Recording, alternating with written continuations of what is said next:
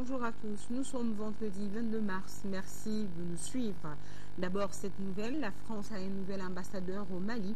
Jules Huberson remplace Christian Rouillet. Avant cette nomination, Huberson était le chef de la mission Mali-Sahel à la direction Afrique et Océan Indien du ministère français des Affaires étrangères. Âgé de 52 ans, Huberson est un sortant de l'école spéciale militaire de Saint-Cyr. Ouverture hier d'un séminaire national au ministère du Commerce et de l'Industrie. Il vise à mettre en place un nouveau réseau de compétences et de partenaires techniques pour l'innovation technologique. La rencontre est co-organisée par le département de l'Industrie et l'Organisation africaine de la propriété intellectuelle. Reportage Bouramakao.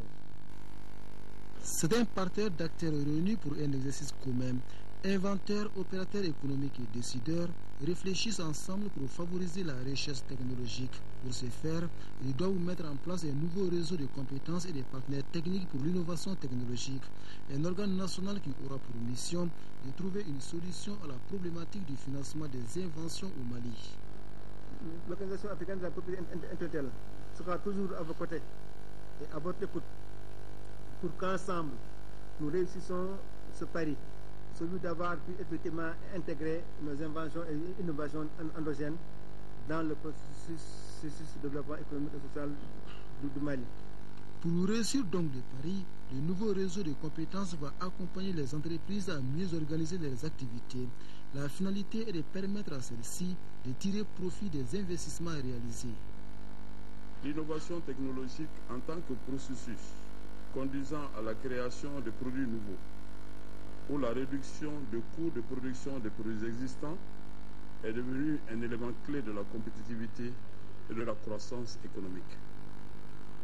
Elle constitue un vivier d'opportunités pour la création de nombreuses micro, petites et moyennes industries, y compris des entreprises artisanales mieux adaptées à l'environnement national et sous-régional. Autant d'opportunités qui sont à l'origine du partenariat dynamique entre le département en charge de l'industrie et l'Organisation africaine de la propriété intellectuelle, deux structures décidées à cheminer ensemble pour promouvoir davantage d'innovation technologique. La traque aux terroristes et bandits de tout acabit se poursuit activement dans le Fizo Ouest.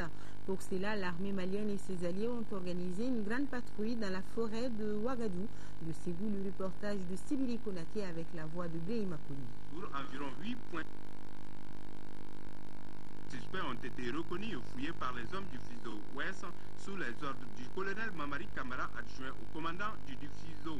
Cette mission de grande envergure avait comme effet majeur de déceler et de détruire tous les éléments des groupes djihadistes présents dans les sites ciblés.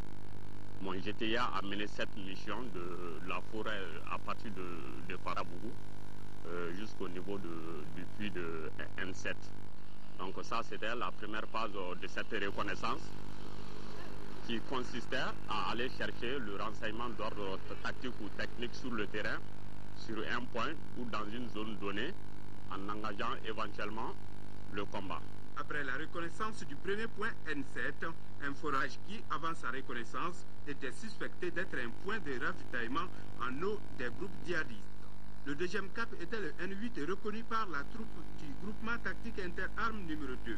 J'ai pris le commandement de l'ETIA en direction du puits N8. Le GTA était composé de l'ETIA 73 et de l'ETIA de Nara. Ainsi, l'ETIA de Nara et de Tombouctou. Donc l'ETIA 73, qui est l'ETIA d'Abebara, a pris la marche et l'ETIA de Tombouctou a suivi. Successivement, les abris, les N5, N6 et une clairière de la forêt appelée Cœur ont été fouillés. Le but de cette mission était de fouiller la forêt de Ouagadou à la recherche d'éventuels combattants des groupes djihadistes armés en procédant à une reconnaissance des campements qui ont été détectés par l'aviation et en surveillant les puits d'approvisionnement en eau autour de la forêt. Le plus gros enseignement, c'est que contrairement à ce qu'on pense, il y a de la vie dans la forêt du Ouagadou. Il y a une population qui y vit, qui mène ses activités pastorales. La forêt de Ouagadougou est occupée par des éleveurs maliens qui ne demandent que leur sécurité soit assurée par l'État. Cette patrouille semble alors rassurer ces pasteurs chez qui les germes de la piscose s'étaient installés. Les autorités tchadiennes sont aussi déterminées à poursuivre leur mission dans le nord Mali pour mettre un terme à la menace terroriste. Selon le ministre des Affaires étrangères tchadienne, beaucoup reste encore à faire sur le terrain. Sur le terrain malien, les forces tchadiennes ont été les premières à s'engager aux côtés des militaires français pour mettre un terme à la menace terroriste. De passage à Paris, le ministre tchadien des Affaires étrangères, qui a rencontré son homologue français, confirme qu'il reste encore du travail.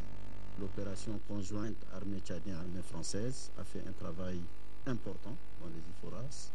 Elle est en train de faire du ratissage. Je crois que plus de 70% du travail est fait. Mais il ne faut pas aller trop vite en besogne parce que nous avons un adversaire particulier sur un théâtre particulier et donc il faut être prudent. Dans ce massif, à l'extrême nord-est du Mali, le ratissage est systématique dans un environnement difficile et contre des adversaires prêts à tout. Le danger ici se cache dans ces rocailles d'où il faut extirper chaque djihadiste. Des combats durs qui ont déjà coûté la vie à une trentaine de militaires tchadiens. Les Tchadiens sont fiers des faits d'armes de leur armée. Il y a une totale unanimité sur l'envoi de ces forces au Mali et donc l'opinion tchadienne, malgré les pertes, est consciente que ces hommes ne sont pas perdus pour rien. Pour les autorités tchadiennes, la menace djihadiste dans un cadre régional particulièrement instable est réelle. Un constat que le chef de l'État a rappelé à la télévision nationale. La menace de djihadistes existe ici au Tchad. Existe avant que nous envoyions nos forces au Mali. Les cellules dormantes des djihadistes existent bel et bien avant notre engagement au Mali, au Tchad, et existent aussi ailleurs. Alors que le retrait des troupes françaises devrait commencer fin avril, les Tchadiens appellent eux à un déploiement rapide et total des autres forces africaines prévues dans le cadre de la mission de stabilisation mandatée par l'ONU. D'ici là, il faut tenir le terrain. Au Maroc, l'envoyé personnel du secrétaire général de l'ONU est arrivé pour préparer une reprise possible des discussions entre le gouvernement marocain et les indépendantistes du Polisario. Mais d'abord, en République centrafricaine, la rébellion Silika annonce la reprise des armes. Menace de nouveaux combats en Centrafrique. La rébellion Silika annonce la reprise des armes. Les rebelles accusent le pouvoir de ne pas respecter les accords de paix signés le 11 janvier à Libreville. Cette brusque dégradation de la situation à RCA interpelle la communauté économique des États de l'Afrique centrale, présidée par le chef de l'État tchadien. Le président Déby est prêt et dès que les autres sont disponibles, en tout cas lui, il est disponible, même maintenant, pour se rendre à Bangui, rencontrer les partis, rencontrer le président Bozizé, le chef du gouvernement, la Seleka, pour les inciter à aller de l'avant. Mercredi, le président centrafricain Bozizé avait pris 2 décrets permettant de libérer les prisonniers politiques et de lever le couvre-feu en vigueur dans le pays. La rébellion Silika juge ces mesures insuffisantes. Nouvelle mission de Christopher Ross en Afrique du Nord. L'envoyé personnel du secrétaire général de l'ONU est à Rabat au Maroc. C'est la première étape d'une tournée qui s'achève le 3 avril. L'objectif, préparer une reprise possible des discussions directes entre le gouvernement marocain et les indépendantistes du Front Polisario soutenus par l'Algérie. Après Rabat, Christopher Ross prévoit de se rendre à Alger et à Nouakchott en Mauritanie. Le Front populaire ivoirien accentue la pression sur le gouvernement. Au cours d'une conférence de presse donnée ce jeudi à Abidjan, le FPI pose des conditions à sa participation aux élections régionales et municipales prévues dans un mois.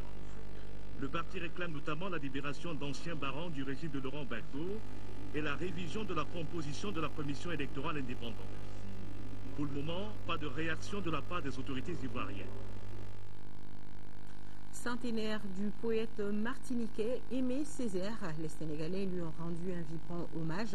Décédé le 17 avril 2008, le poète, dramaturge et homme politique martiniquais reste dans la mémoire collective des civilisations nègres.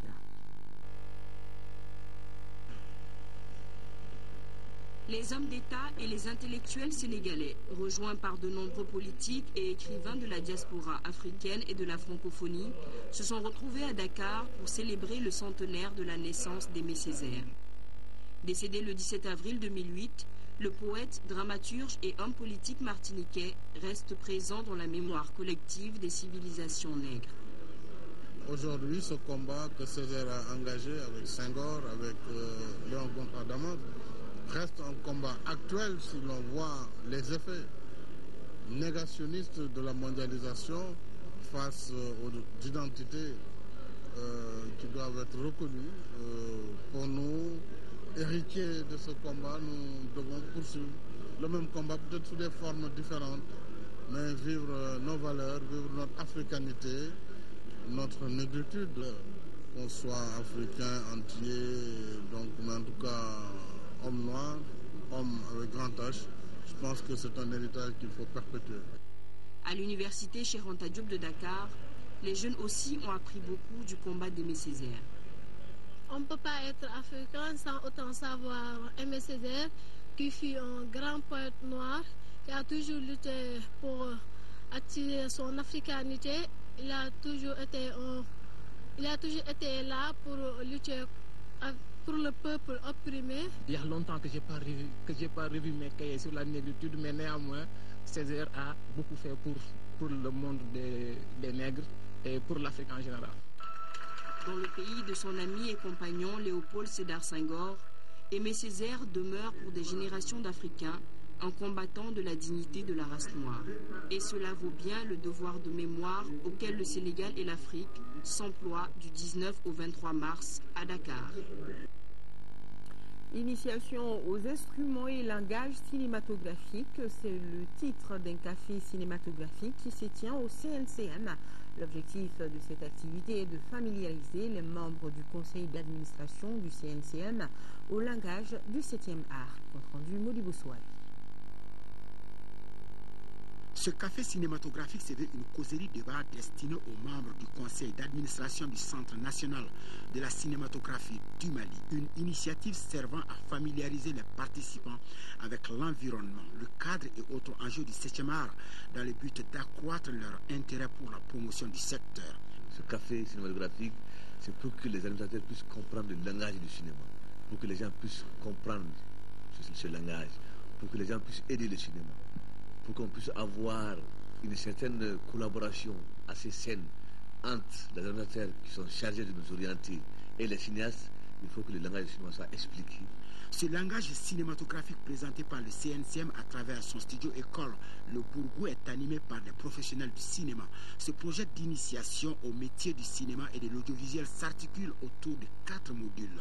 À savoir d'abord la production, puis la réalisation, puis la direction photo et enfin la prise de son. Nous pensons que les administrateurs sortiront plus renforcés encore dans le domaine du cinéma, dont ils ont en quelque sorte la responsabilité.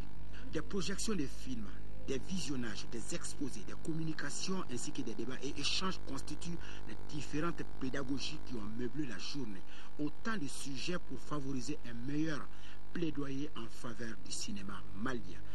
Tout ce qui permet de mieux partager les langages cinématographiques, particulièrement entre les membres du conseil d'administration, peut être que bénéfique quant à la qualité des débats et des décisions qui seront prises à l'issue du prochain conseil. Harmoniser les langages qui puissent permettre d'améliorer la qualité des débats et donc par conséquent la qualité des décisions qui seront prises pour l'avenir et le devenir du cinéma malien. À l'ouverture de la session, l'assistance a eu droit à la projection du making-of de 26 minutes du film long-métrage intitulé Dans mon son. Cette œuvre de 90 minutes qui a vu la participation d'un millier de comédiens et interprètes, une production du CNCM, sera diffusée très prochainement sur l'ORTM. Championnat national Ligue 1, 17e journée. Les dernières rencontres jouées au stade Modibo Keïta ont vu le nul, un but partout entre les 11 créateurs de Nyarela et Atar Club de Kidal et la victoire du Djoliba AC, 1-0 face à la Somme. Diara Koneti, compte rendu. Faire mieux que la phase aller, c'est la priorité du champion sortant, le Djoliba AC, qui avait peiné jusqu'ici à rassurer ses supporters. Avec cette victoire, 1-0 sur la Somme, la famille des Rouges peut espérer un déclic pour la suite. Les pensionnaires des Remakono se sont présentés avec un nouveau visage. Ils passeront plusieurs fois à côté de l'ouverture du score. La Somme se montre intenable jusqu'à la pause. La pression s'accentue dans le camp adverse. Les jeunes de Misra finiront par céder malgré la volonté. Amory Djamtene, à la réception d'un centre, loge la balle dans les filets. 1-0, c'était à la 47e minute. Plusieurs autres tentatives et de belles séquences de jeu ont émaillé le reste de la partie. L'espoir revient-il donc pour les sociétaires du Djoliba AC? La suite du championnat nous édifiera. La seconde rencontre entre 11 créateurs et Atar Club de Kidal est celle de la surprise. Car après l'ouverture du score d'Atar Club par Sori B. Kouma, la pression monte dans le camp des 11 créateurs. Les dieux du stade Modibo Keïta seront avec les joueurs de Nyarela. Ils obtiennent un penalty litigé. Lamine Traoré remet les pendules à l'heure. 1-1. Ce coup dur pour l'équipe de Kidal n'enlève rien à sa détermination. Elle va même se créer d'autres situations de but sans parvenir à les concrétiser. Finalement, Bakary Koulibaly, arbitre central, met un terme à la rencontre sur le score nul d'un but partout. Voilà, point final à ce journal. D'autres informations, c'est à 18h et à 20h avec Amadou Sankaré. Merci de votre fidélité. Grand merci à nos téléspectateurs de l'Espagne et à demain, 13h.